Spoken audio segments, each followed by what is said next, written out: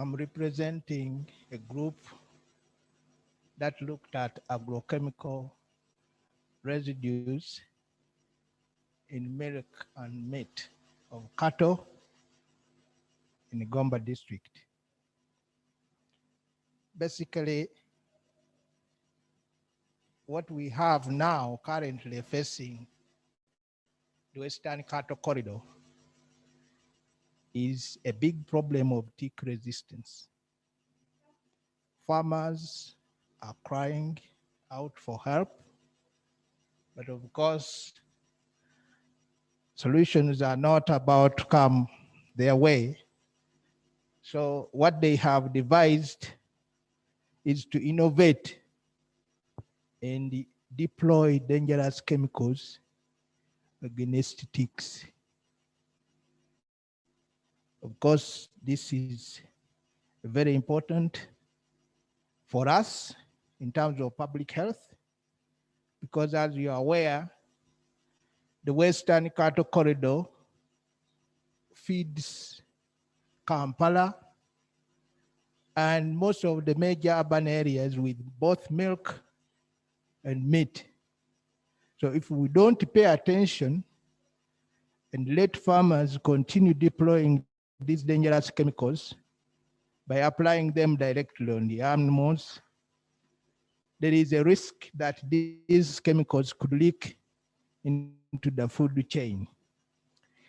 And that basically was our motivation for carrying out this work. So we chose Gombe district as a representation of the districts within the cattle corridor to establish the extent of the problem and also to assess the safety of the meat and milk in terms of these residues. So we went out and interviewed the farmers. Farmers were very, very cooperative.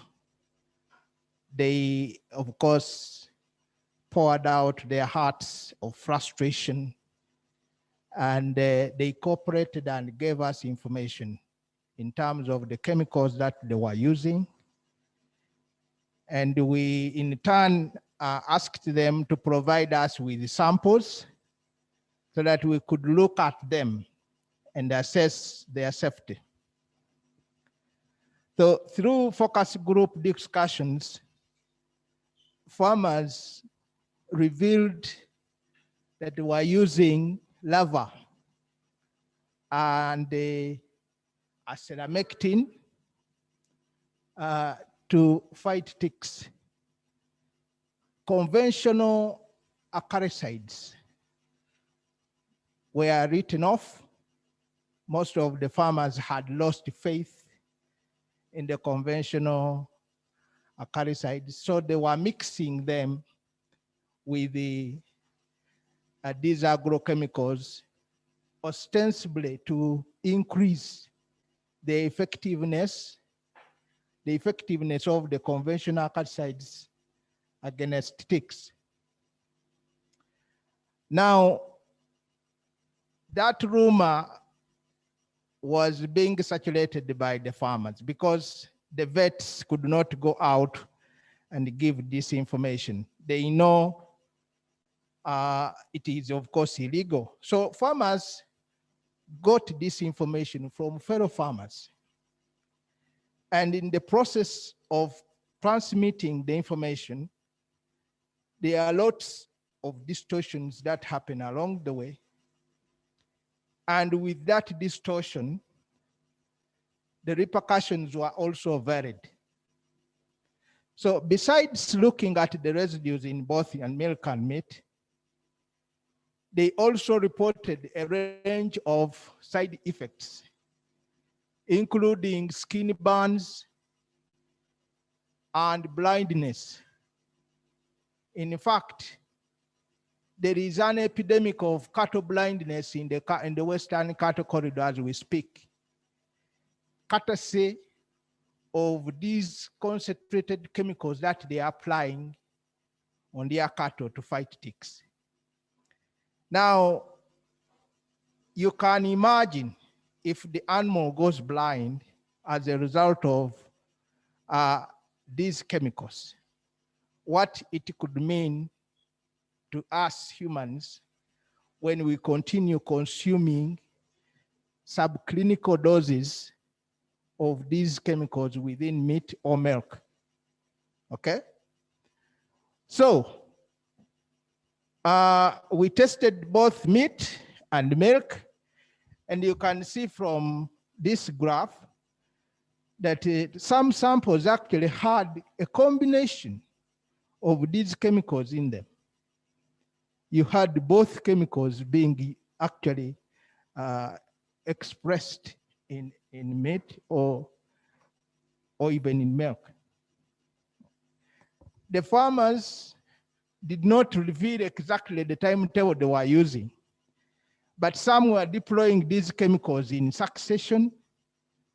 Others were deploying them concurrently, meaning that they have a cocktail mixed up.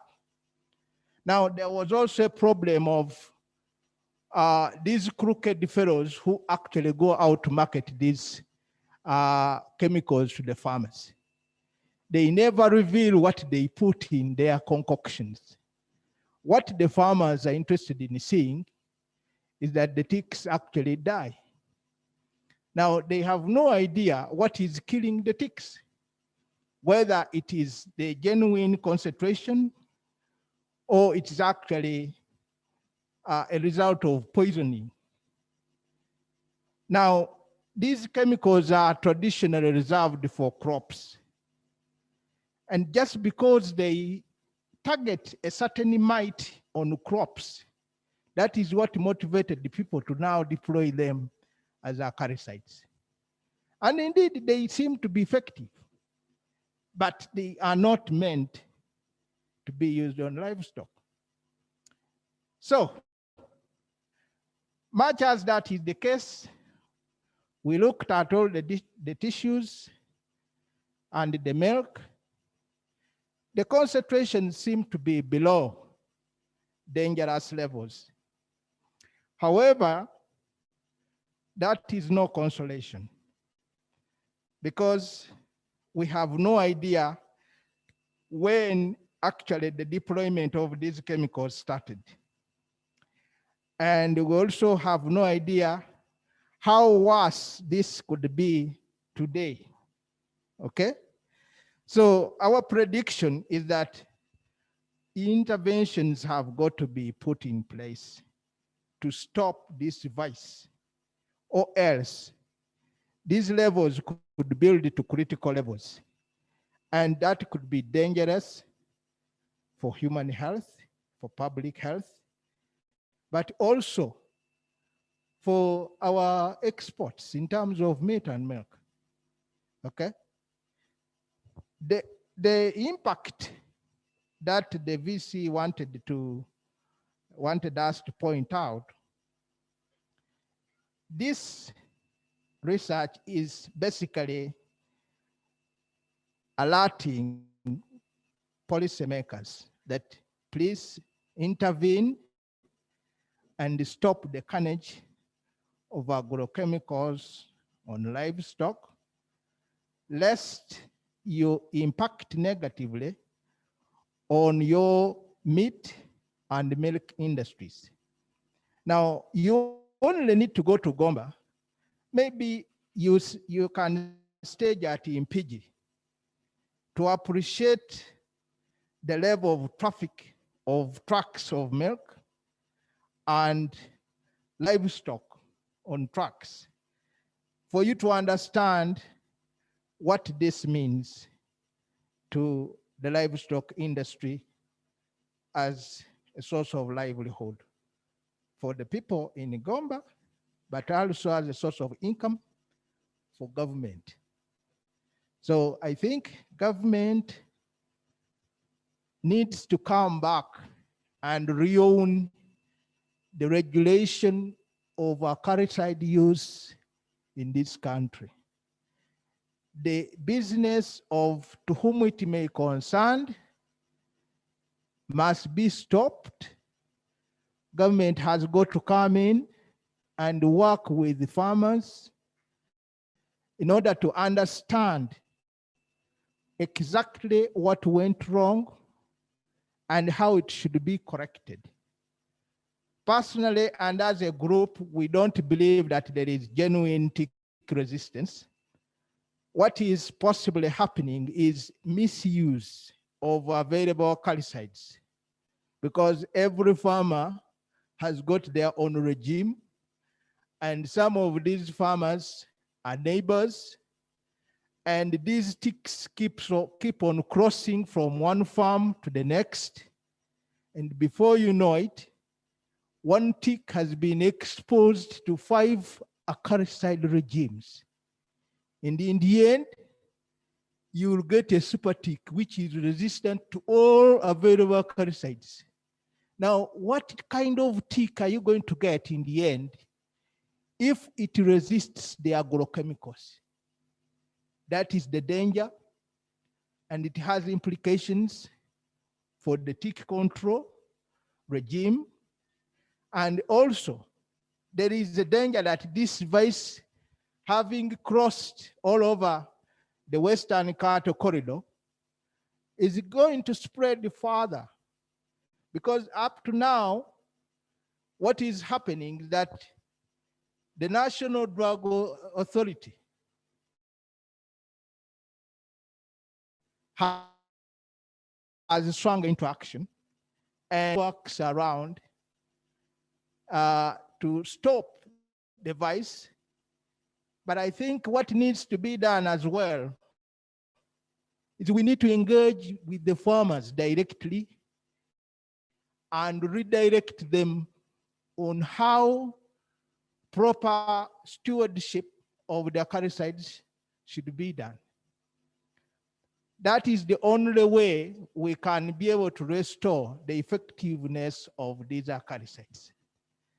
We are not about to see new molecules being made. New molecules have come in, but the end result has been that they have also failed. And so we continue donating money to the factories outside who are making these molecules at the expense of the farmers. So that is briefly what we did.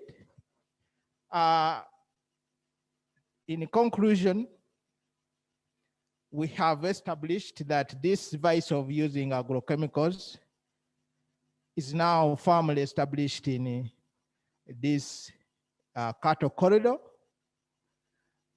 and that although we have levels below the maximum residual limits, these levels could easily rise beyond critical levels unless interventions are done to stop the application of these chemicals on cattle. So that is briefly what we did. Thank you very much.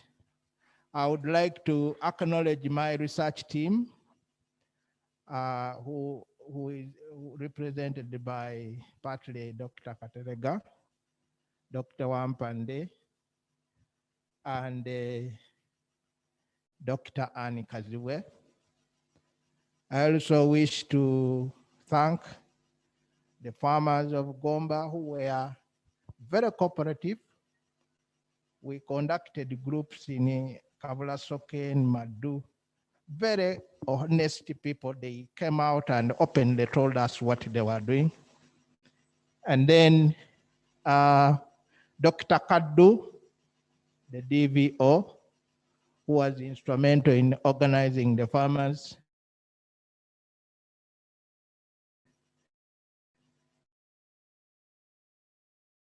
And the doctor towards this work.